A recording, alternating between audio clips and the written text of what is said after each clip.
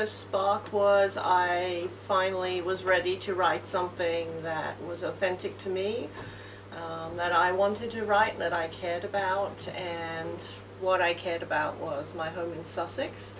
So I think it started with the landscape of Sussex and a small Sussex village and a house covered in roses, and quite literally the front door opened and there was the Major revealed to me. And he seemed like a character I would want to spend time with, and when I had showed the first few pages to people, they seemed to fall in love with him right then and there, and practically demanded that I write more about him. So.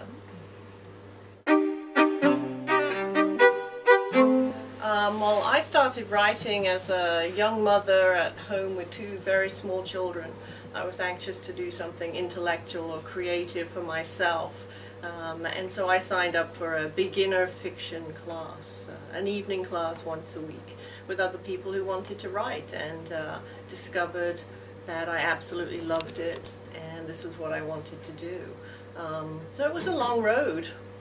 Since then I've been writing for at least 12 years, and I took classes and I took a master's degree in creative writing.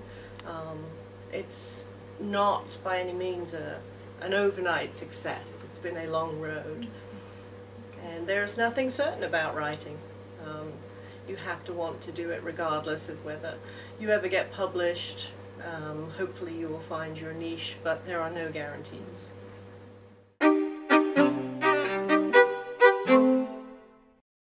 I think a certain amount of distance helps. When you live abroad and only come home once or twice a year, you forget such inconveniences as warm beer and small refrigerators. And all that's left is this deep love and nostalgia for your country. And so thinking of England makes me happy. I miss the green countryside. So when I wanted to write, I was very happy to be able to spend more time in England and in Sussex by writing it.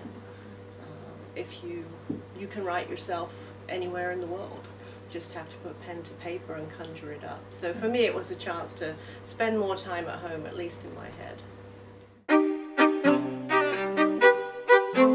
I am working on a second novel. It's very funny. I'm now a published writer.